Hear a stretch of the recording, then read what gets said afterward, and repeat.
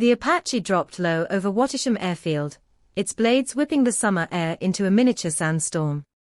Every mechanic, pilot, and photographer on the line should have been staring at the helicopter. Instead, their focus locked on the solitary figure standing motion still beneath the rotor wash. Prince William, visorless beret tucked beneath one epaulette, parade blues pressed to a razor edge, never flinched as the downdraft tugged at his jacket. If the future king felt the dust stinging his eyes, he gave no sign. He had chosen this moment, this noise, this raw spectacle, to announce that his hiatus was over. For 42 days he had melted from view.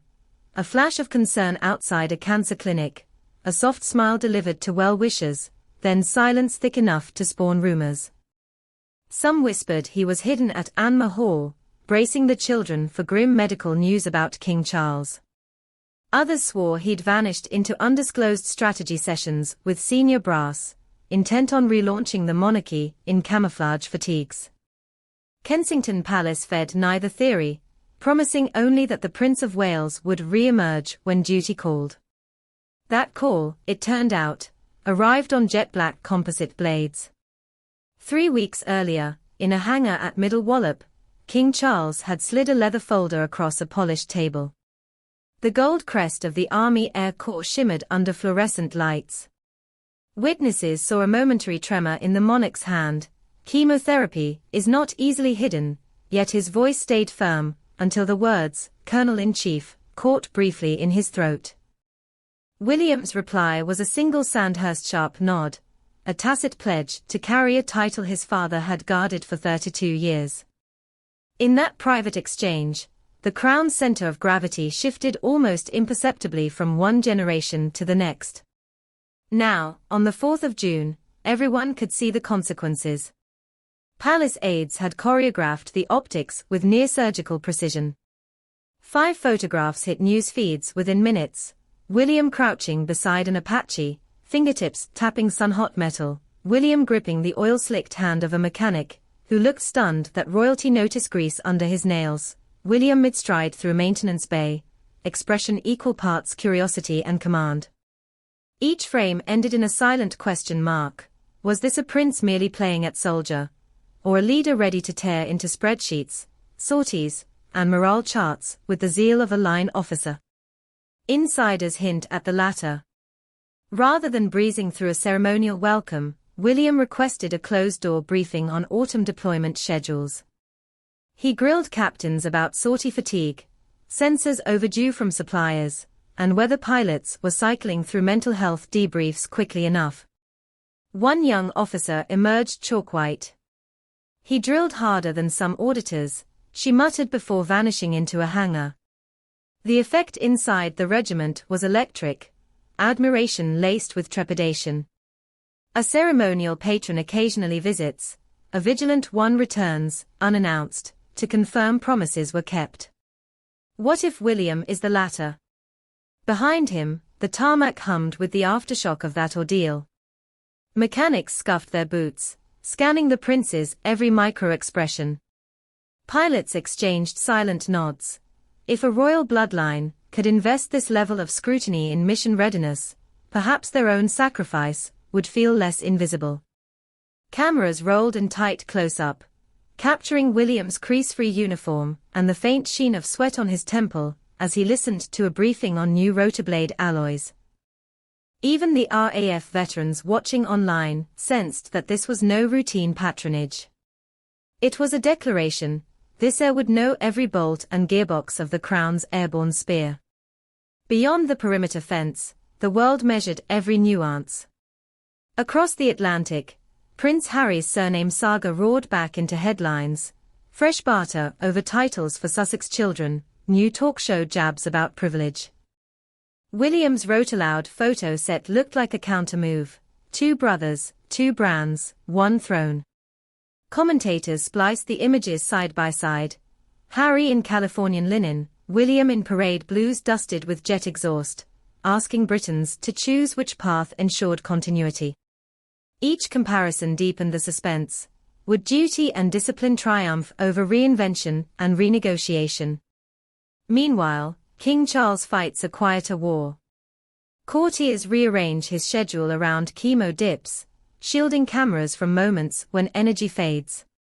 Early morning investitures still cast his silhouette on Buckingham Palace steps, yet aides report he sometimes withdraws behind closed doors by afternoon, drained by the toll of treatment. Transferring the Army Air Corps patronage to William lightened that load, but also signaled a contingency few dare voice. If illness forces deeper retreat, a nation will demand proof the heir can sprint, not stroll, into the breach. William's tarmac silhouette is that proof, archived and ready. Critics grumbled that a hereditary prince can't earn a military collar. Yet few deny his resume, seeking rescues in Welsh squalls, medevac sorties that ended with foam-slicked boots and ringing ears.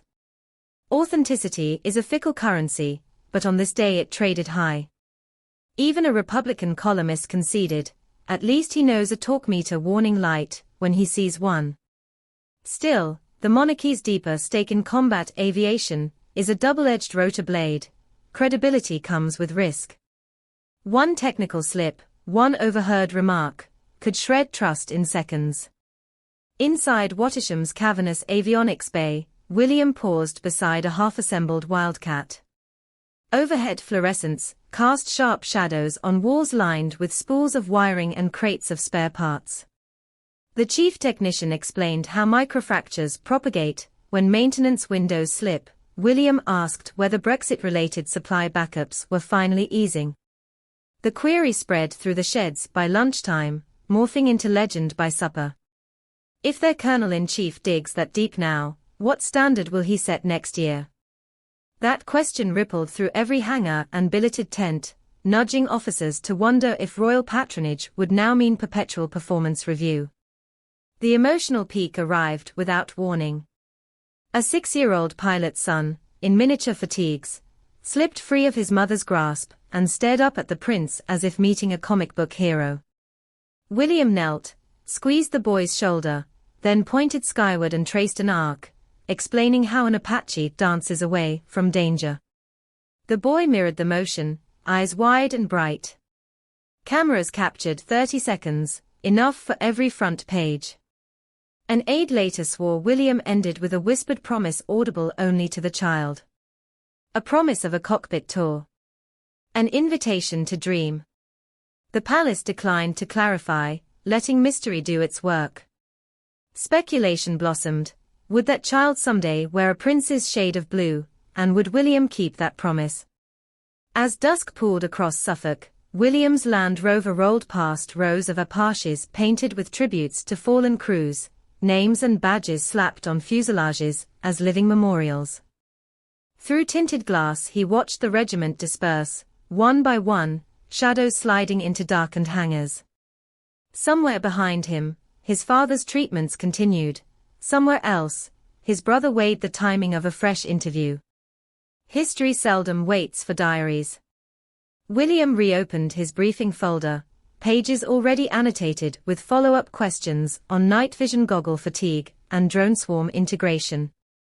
The rotor wash still rang in his ears, a visceral reminder that responsibility now arrives at turbine speed. What next? In a fortnight, Trooping the color will lift scarlet and gold against perfectly rehearsed blue skies. Pundits will scrutinize carriage spacing for hints of shifting power, mothers will clutch children as bands strike up, God Save the King, and the heir will stand at the edge of horseflesh and pomp. Rumors swirl he may drop into a Baltic exercise before Christmas, or make an unannounced simulator visit to audit promised upgrades. Each upcoming appearance becomes a cliff edge. Deepen the military grip, or risk charges of empty showmanship. Meanwhile, Catherine's recovery casts its own shadow. Public hunger for a united front grows sharper by the week. Will that photograph of William and Catherine walking hand in hand across Buckingham's forecourt rekindle public hope, or serve as reminder of wounds still healing? For one compelling Monday in June, though, the monarchy delivered a storyline Britain could buy into. A prince trading balcony comfort for rotogrit. A king quietly rearranging burdens. a crown proving it still evolves even as doubters predict decline. The audience is hooked, scanning the skies for the next helicopter, or lightning bolt, that signals the plot has turned again. Until then, the image lingers, William standing alone beneath shrieking blades, dust swirling, eyes narrowed against the horizon he just accepted. In that roar, intrigue found fresh lift, and it isn't coming down anytime soon.